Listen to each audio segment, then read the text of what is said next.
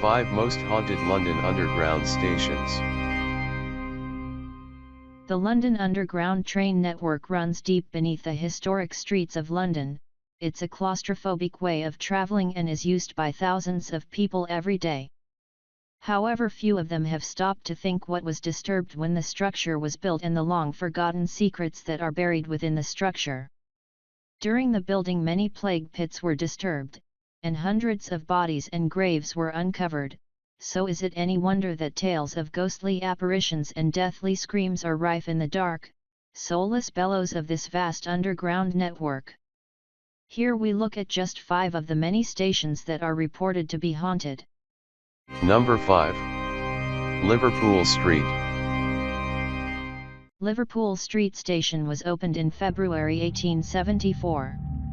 During World War I it was bombed by the Germans and 162 people were killed. Before the station was built, there is evidence that the area was haunted by a girl named Rebecca Griffiths, who could be heard screaming at night.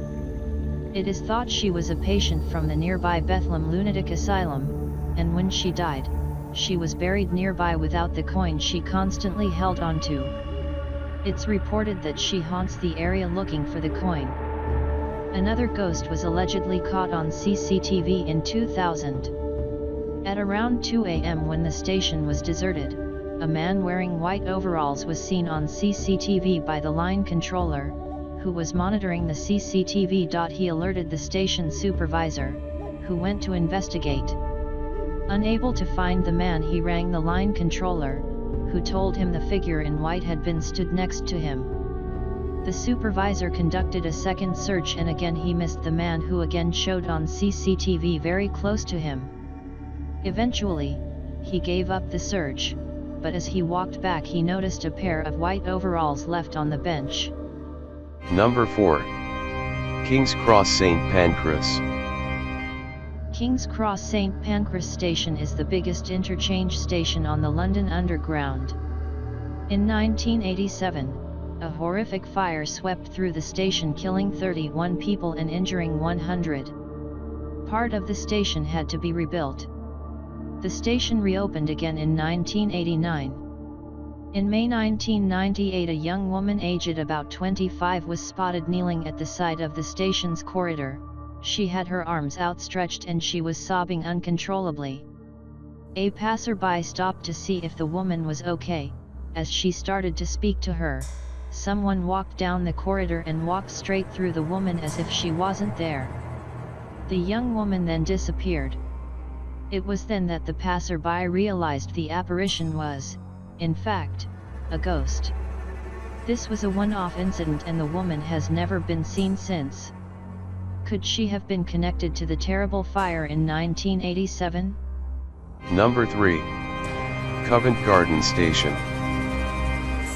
Since the 1950s, people have claimed to have seen ghosts haunting Covent Garden Station. The platform is said to be haunted by the ghost of an actor called William Terrace, who was fatally stabbed on the Strand in 1897. It is alleged he was a frequent visitor to the old bakery that stood on the site before the station was built. William is often seen by staff dressed in a frock coat, hat, and gloves pacing up and down the platform. It was when he started appearing in the staff restroom that many of the workers became so unsettled the sight of the apparition, that they requested transfers to other stations. In 1955, Jack Hayden, the foreman of the station, was locking up after the last train. After making his final checks, all seemed quiet, when suddenly he saw a tall man wearing a grey suit and light-colored gloves walking towards the stairs. Quickly, he phoned the ticket office to let them know the man was coming up the stairs and to let him out. Jack took the lift up to find a puzzled clerk still waiting for the man. The two men searched everywhere, but the man was nowhere to be seen. Jack saw the man several times after that, and he was also spotted by a 19-year-old porter called Victor Locker. A foreman from nearby Leicester Square Station also witnessed the apparition. Later, after looking at some Victorian photographs of people connected to the area, they all picked out the same man, William Terrace. Number 2. Bethnal Green Station. During World War II, Bethnal Green Station was used as an air raid shelter.